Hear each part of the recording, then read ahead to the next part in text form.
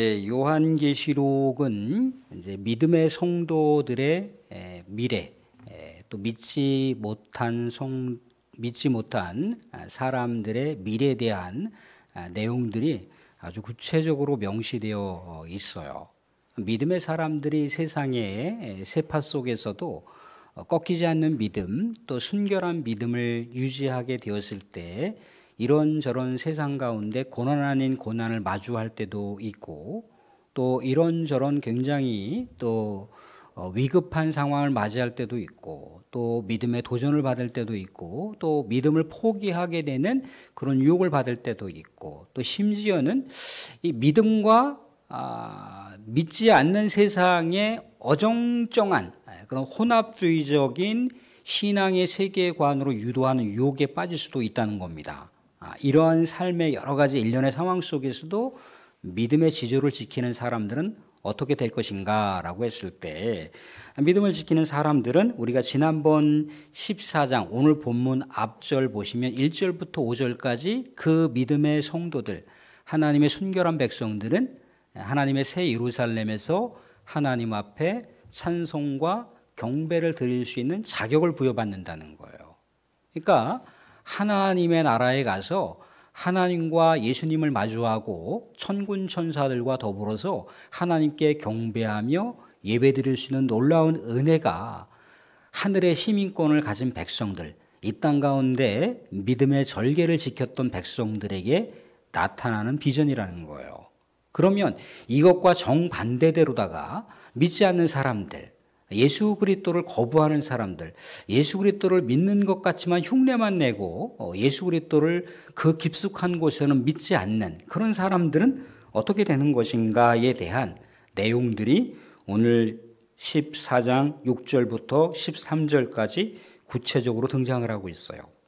근데 여기서는 이제 세 천사, 오늘 제목대로다가 세 천사가 이러한 일들이 일어날 것이다라고 하는 것을 분명하게 언급하고 있다는 겁니다. 먼저 6절을 보시면 첫 번째 천사가 등장을 하고 있어요. 첫 번째 천사가 뭐라고 얘기를 하고 있느냐면 6절 보시면 또 보니 다른 천사가 공중에 날아가는데 땅에 거주하는 자들 곧 모든 민족과 종족과 방언과 백성에게 전할 영원한 복음을 가졌더라. 그러니까 첫 번째 등장하고 있는 천사가 영원한 복음을 갖고 있더라는 거죠. 그죠? 근데 이 복음을 갖고 있는 이유가 뭔가요? 오늘 7절에도 얘기를 하고 있는데 7절을 같이 한번 읽어보겠습니다. 7절 같이 시작. 그가 큰 음성으로 이르되 하나님을 두려워하며 그에게 영광을 돌리라. 이는 그의 심판의 시간이 이르렀음이니 하늘과 땅과 바다와 물들의 근원을 만드신 이를 경배하라 하더라. 예, 아직 지우지 마시고요. 가운데쯤 보시게 되면 이는 그의 심판의 시간이 이르렀음이라. 이제 심판의 시간이 곧 임박했다는 거예요. 이 천사가 갖고 있는, 첫 번째 등장하고 있는 천사가 갖고 있는 복음을 받아들여야 된다는 거예요. 복음을 받아들이지 않게 되면 징계를 받는 것이고 진노의 심판을 받게 되는 것인데, 이 진노의 심판을 받는 대상들에 대해서 7절 하반절 보시면 이렇게 나와 있어요. 하늘과 땅과 바다와 물들의 근원을 만드신 이를 경배하라. 그러니까 온 우주 만물을 창조하신 하나님을 경배하라는 거예요. 그런데 창조주 하나님을 경배하지 않고 하나님께서 만드신 피조 세계를 경배하는 경우가 있다는 거예요. 이게 우상이라는 거죠. 그죠? 심지어는 뭐 우리나라도 그럴까요? 여러 가지 이렇게 믿는 백성들이 아닌 사람들은 어떻습니까? 막 그 동네 가 보면 뭐 선앙당이라고 그래서 나무에다가 막 이런 것처럼 걸어놨잖아요, 그죠? 뭐 우리나라는 그런 경우는 없지만 뭐 저쪽 인도라든가 다른 저쪽 뭐 동남아라든가 중동 지역을 가보게 되면은 어떻습니까? 막 소를 우상으로 삼아서, 소가 자기들의 신들이에요, 소가. 그리고 심지어는 태양을 바라보면서, 별을 바라보면서 그렇게 하늘의 일월성신에 기도를 하고 있는 그런 우상을 섬기는 대상들이 있을 수 있다는 거예요. 심지어 사람을 우상으로 하는 경우가 있어요. 심지어 사람이 만들어 놓은 나무로 깎아 놓은 것, 아니면 돌로 깎아 놓은 것, 아니면 금속으로 깎아 놓은 것. 산에 같은 데 가보면 거대한 것들이 있잖아요. 그죠? 거기다가 뭐 이렇게 어떻게 절해서 뭐 자신들이 믿는 신들에게 축복을 받는, 이게 다 우상에 대한 내용들이라는 거예요. 근데 이런 일련의 상황들은 피조 세계를 섬기는 내용들이 눈에 도드라지게 나타나지만 그렇지 않는 경우도 있을 수 있다는 거죠. 그죠? 세상의 권력이라고 하는 것, 세상의 명예라고 하는 것. 정말 우리 하나님께서 세상이라고, 심지어 세상이라고 딱 낙인을 찍었던 육신의 정욕과 이생의 자랑과 안목의 정욕이라고 하는 것, 이것을 어느 정도 적절하게 우리 하나님께서 주신 축복의 내용을 가지고 하나님을 바라보면 상관없는데, 이 안에 갇혀있는 사람들이 있을 수 있다는 거예요. 이 갇혀있는 사람들은 다 이것을 우상으로 삼는 사람이라는 겁니다. 그런데 이들에게는 어떻다는 거예요? 심판의 시간이 이르렀다는 거예요. 그래서 빨리 돌이켜서 예수 그리스도의 진중한 복음을 속히 받아들이라고 하고 있어요. 우리 예수 그리스도의 이름을 높이고 하나님을 온전하게 경배하라고 한다는 거예요. 그래서 정말 올바른 믿음의 길을 갈 것에 대해서 권고하고 있는 첫 번째 천사의 하나님의 메시지를 볼 수가 있다는 겁니다. 왜 그러면 예수 그리스도의 이름을 높이고 하나님을 경배하고 왜 우상을 내려놓아야 되느냐, 왜 우상 섬기는 일들을 왜 멈춰야 되느냐라고 하는 것에 대해서 두 번째 천사가 이야기를 하고 있습니다. 두 번째 천사가 8절에 이렇게 얘기를 하고 있습니다. 또 다른 천사 곧 둘째가 그 뒤를 따라 말하되 무너졌도다 무너졌도다 큰 성 바벨론이여 모든 나라에게 그의 음행으로 말미암아 진노의 포도주를 먹이던 자로다 하더라. 큰 성 바벨론. 이게 이제 구약 성경 우리 창세기 보게 되면 바벨탑이라고 하는 거예요. 바벨탑. 그러니까 하나님을 경외하고 하나님을 추앙하고 하나님을 높이는 것이 아니라 하나님께서 그렇게 싫어하는 것들, 그런 것들을 추앙하며 높이는 어떤 인본주의적인 어떤 것들을 마치 탑으로 이렇게 막 쌓아놓는 그런 것들이 우상이 될 수가 있는데, 그런 것들이 다 무너진다는 거예요. 큰 성 바벨론이라고 하는 것은 그 당시에 로마 제국이라고 하는 정말 믿음의 백성들을 악랄하게 핍박하는 그 제국주의를 가리키는 것이지만, 오늘날에서 이 제국주의라고 하는 이 큰 성 바벨론이라고 하는 것은 세상의 세속가치의 최정점을 찍는 것들, 그것들은 다 순식간에 무너지게 되어 있다는 거예요. 우리 예수 그리스도께서 이 땅 가운데 오시게 됐을 때 그 모든 것들은 다 공중분해듯이 날아간다라고 하는 얘기를 해주고 있습니다. 다 모든 것이 진노의 포도주를 먹이는 그런 상황이라는 거예요. 그렇기 때문에 하나님만을 온전하게 섬겨라. 하나님 이외에 다른 것들을 우리 인생의 진정한 주인으로 섬기지 말 것에 대해서 권고를 하고 있습니다.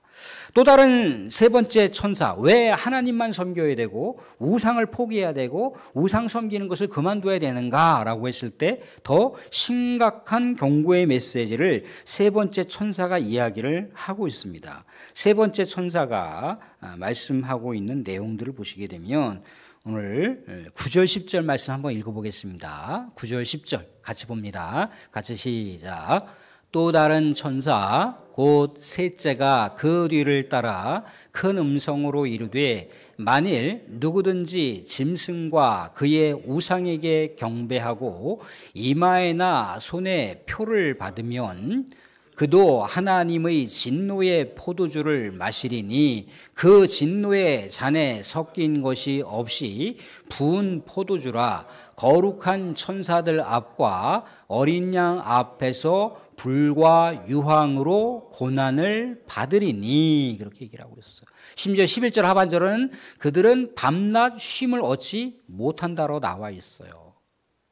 그러니까 세상에 하나님과 동등한 위치선상에 놓고 우리가 하나님을 경배하고 예배드리고 하나님을 높이는 이런 어떤 공적인 예배 차원에서 섬기는 것은 누구나 할 수 있잖아요. 그죠? 그렇지만 우리가 24시간 살아가는 삶의 내용들 속에서 우리가 하나님만큼이나 높이는 여러 가지 삶의 내용들이 있을 수 있다는 거예요.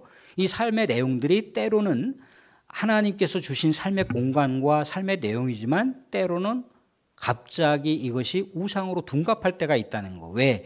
이 모든 일련의 내용들이 내 삶을 지배하거나 내 삶을 장악해서 나를 다스리게 되었을 때, 하나님이 나를 다스려야 되는데, 좀 전에 권사님 기도해 주신 대로다가 생사화복의 주관자이신 하나님이 나를 영향력을 끼쳐야 되고, 하나님이 나를 인도하셔야 되고, 하나님이 나에게 정말 하나님의 그 길을 선명하게 갈 수 있도록 인도하시는 그분을 우리가 주목해야 되는데, 거기를 주목하지 못하고 자꾸만 하나님이 아닌 또 하나님과 동등한 위치에 놓고 있는 것들이 우리의 삶을 다스리고 지배하고 이끌어가는 것을 우리가 쫓아갔을 때, 그것이 다 우상, 짐승의 표를 받는 것이라고 하는 아주 준엄한 메시지를 주고 있어요. 이랬을 때 어떻게 얘기하고 있습니까? 밤낮 쉼을 얻지 못한다고 하고 있어요. 중요한 건 뭐냐면, 우리가 믿음의 순결한 삶을 지향을 하게 되었을 때 믿음의 순결한 삶을 어지럽히거나 더럽히거나 혼란스럽게 혼탁하게 만들어가는 또 다른 여러 가지 불순물들이 있다는 거예요. 그죠? 이 불순물들이 있을 때 우리가 계속해서 회개의 영이나 또 예배를 통해서나 기도를 통해서나 이것들을 자꾸 걸러내야 된다는 거예요. 자꾸만 걸러내야 돼요. 걸러내지 않으면 안 됩니다. 예수 그리스도의 보혈의 그 막강한 피를 우리가 사모하면서, 어찌됐든 예수님께서 이 땅 가운데 우리의 원죄를 다 사하시고 우리가 심지어 짓는 자범죄마저도 예수 그리스도의 이름으로 우리가 회개를 하게 됐을 때 예수님께서 용서해 주시고 깨끗하게 닦아주신다고 했잖아요. 그죠? 그런데 이 일련의 놀라운 예수 그리스도의 그 이름을 우리가 계속 사용하셔야 되는 거예요. 사용하시는 것을 놓치는 순간 예수 그리스도의 이름 안에 담겨있는 이 용서와 예수 그리스도의 이름 안에 담겨있는 이 권세와 예수 그리스도의 이름 안에 담겨있는 이 축복을 우리가 계속해서 사용해야 되는데, 사용하지 못하면 우리 하나님을 향해서 하나님을 경배하는 어떤 삶을 우리가 추구하는 것이 아니라 자꾸만 하나님을 경배하는 삶과 멀어지게 되더라는 거예요. 심지어요, 믿음에서 멀어지기도 하고요, 심지어요, 교회 생활을 포기하는 경우도 나더라는 거죠. 그런데 이런 모든 일련의 상황들이 어떻다는 겁니까? 다 사탄을 숭배하는 것과 관련되어 있는데, 직접적으로 사탄을 숭배하는 것은 아니지만 사탄을 숭배하는 그 길이 결국 어떤 길이라는 거예요? 우상을 숭배하는 것이 결국 사탄을 숭배하는 것인데, 모든 것이 다 사탄의 영역권 안에 있다는 거예요. 하나님을 섬기는 것이 아니면 모두 다 하나님의 영역권이 아닌 사탄의 영역권 안에 있다는 거예요. 그래서 사탄의 영역권 안에 우리가 자꾸만 그 영역 안에서 탈출해서 마치 출애굽했던 백성들이 하나님의 그 경배를 위해서 미지의 세계에 그 광야를 향해서 나아갔던 것처럼 우리도 계속해서 사탄의 영역권 안에서 벗어나서 하나님의 영역권 안으로 우리가 계속해서 들어가야 된다는 거예요. 그래서 우리가 예수 그리스도의 이름으로 기도하고 예배하고 경배하는 것은 단 한순간에 끝나는 것이 아니라는 거죠. 일평생 동안 우리가 살아가는 동안 이 성화의 삶, 하나님을 경배하는 삶을 우리는 끊임없이 지속적으로 해야 되는 삶을 이야기하고 있더라는 거죠. 이게 순결한 믿음의 백성들의 길이라는 거예요. 그런데 사랑하는 성도들, 오늘 이렇게 얘기를 하고 있어요. 그래서 심지어는요, 우리 하나님께서도 심지어 사도 요한을 통해서 성도들이 살아가는 삶이 고난이지만 그 고난 가운데서 믿음의 인내를 지킬 것에 대해서 얘기를 하고 있어요. 12절에 보시면 성도들의 인내가 여기 있나니 그들은 하나님의 계명과 예수에 대한 믿음을 지키는 자니라. 하나님의 계명, 하나님의 말씀에 부합하여 살아가는 삶을 잃어버리지 말라는 거예요. 하나님의 말씀을 붙들고 정말 순종하는 삶을 놓치지 말 것에 대해서 계속해서 그 말씀 가운데 정말 젖어서 그렇게 살아가는 백성들, 크게 인내하는 성도라는 거예요. 또한 예수 그리스도의 믿음을 지키는 것, 나 예수 그리스도 믿어요, 그 없어 입술로 고백이 아니고 정말 내가 예수 그리스도를 믿는 믿음의 어떤 작은 예수로서의 삶을 우리가 도드라지게 보여주는 삶을 살아가야 되는 거잖아요. 그죠? 내가 예수 그리스도를 믿는 삶을 만족하고 예수 그리스도의 믿음을 추구하는 삶을 내가 기쁘게 여기며 예수 그리스도께서 우리에게 주옥과 같이 주신 하나님의 말씀이 이 세상 가운데 살아가는 진정한 생명의 양식이다라고 하는 것을 우리가 품고 살아가게 됐을 때 이게 축복이라는 겁니다. 여기에 은혜가 있다는 거예요. 여기에 진정한 안식이 있다라고 얘기를 하고 있어요. 이렇게 성화의 삶을 정말 진중하게 줄기차게 지속적으로 살아가는 백성들을 향해서 천사가 이렇게 얘기를 하고 있더라는 거죠. 13절 말씀 같이 한번 읽어보도록 하겠습니다. 13절 말씀 같이 한번 읽습니다. 같이 시작. 또 내가 들으니 하늘에서 음성이 나서 이르되 기록하라. 지금 이후로 주 안에서 죽은 자들은 복이 있도다 하시매 성령이 이르시되 그러하다. 그들이 수고를 그치고 쉬리니 이는 그들의 행한 일이 따름이라 하시더라. 아멘. 믿음의 생활이라고 하는 것은요, 분명히 13절 하반절 보시게 되면 거기는 수고가 따른다는 거예요. 12절엔 또 뭐라고 하겠습니까? 성도들의 인내라고 명시하고 있어요. 사람들도 우리 믿음 생활한다는 거, 하나님을 경배하는 삶이라고 하는 것, 예수 그리스도의 이름을 높이는 삶이라고 하는 것은요, 그저 그렇게 거저 주어지는 것이 아니라고 하는 거예요. 거기에서는요, 때로는 피곤이 있고요, 또 때로는 거기에 인내가 필요하고요, 때로는 여러 가지 유혹의 삶 속에서도 믿음의 지조를 지키겠다라고 하는 결연한 의지가 담겨 있어요. 때로는 여기에는요, 정말 우리의 육신의 수고가 있고요, 또 우리의 영적인 수고가 있는 거예요. 그래서 우리가 기도를 하는 것이고, 새벽으로 또 이렇게 저녁 예배로 우리 하나님께 나아가는 이 모든 일련의 모습들이 결국 어떻다는 겁니까? 예수에 대한 믿음을 지키는 것이라고 분명하게 명시하고 있다는 겁니다. 이렇게 살다가 죽는 삶을 뭐라고 얘기합니까? 13절 다시 보시면 주 안에서 죽은 자들은 뭐라고 하고 있어요? 복되도다 얘기하고 있어요. 복이 있다는 거예요. 복이 있다. 이러한 삶이 복이 있다는 거예요. 살아가는 사람들 우리가 인간적으로 생각했을 때 다들 그런 말씀들 하시잖아요. 조용히 그냥 잠들다가 하나님 부르심을 받았으면 좋겠다라고 그렇게 우리가 우리의 죽음을 생각하면서 또 그렇게 기도도 하시고 있잖아요. 그죠? 소망 가운데 그렇게 우리가 잠들다가 슬며시 하나님 부르심을 받았으면 좋겠다라고 했을 때 그것도 복된 우리 하나님의 죽음일 수 있지만 성도의 죽음은요 다 아름다운 거예요. 복된 거예요. 심지어요 객사 죽음을 하더라도요, 심지어 자동차에 치여 죽더라도요, 심지어 요번에 저쪽 의성 지금 산불로 인해서 우리 교회에도 관계되어 있는 분들이 있잖아요. 그죠? 의성 마을이 완전히 다 전소가 돼버렸답니다. 교회도 막 전소됐고요. 지금 엄청난 지금 사람들이 지금 운명을 달리하는 그런 상황 가운데 안동과 의성과 저쪽 경북 일대가 지금 엄청난 지금 이 화재로 인해서 수많은 지금 이재민과 수많은 고통 상황 가운데 있어요. 그죠? 그런데도 그런 상황 속에서 혹여라도 화재로 인해서 운명을 달리하는 상황이라 할지라도 그 가운데서라도 하나님의 부르심을 받았을 때 그 성도의 죽음, 주 안에서 죽은 자들은 뭐라고 하고 있다는 겁니까? 복이 있다라고 얘기하고 있어요.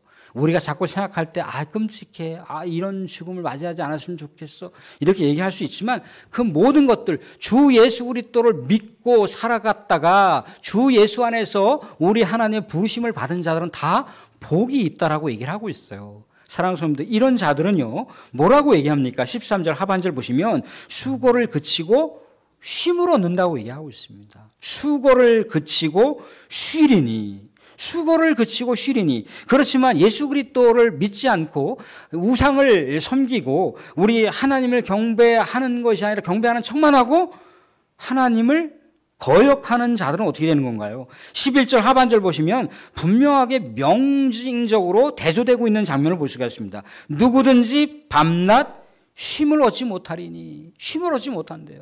그런데 우리는요, 사나 죽으나 그리스도 안에서 살아가는 자들은요, 그 자체가 그리스도 안에서 살아가는 자들은 쉼을 얻는다는 거예요. 왜? 예수님께서 뭐라고 얘기했습니까? 수고하고 무거운 짐자라 다 내게로 오라고 말씀하셨어요. 그죠? 살아가는 동안도 예수 안에서 살아가는 자들은요, 우리 주님의 위로가 있고, 주님의 회복이 있고, 우리 주님의 쉼을 주신다라고 얘기하고 있어요. 이렇게 살다가 우리가 하나님의 부르심을 받으면 또 한 번 우리는 성령의 위로와 성령의 안식을 누리게 된다라고 하는 하늘의 비전이 분명히 성도들의 삶을 이렇게 명확하게 기록하고 있다는 거예요.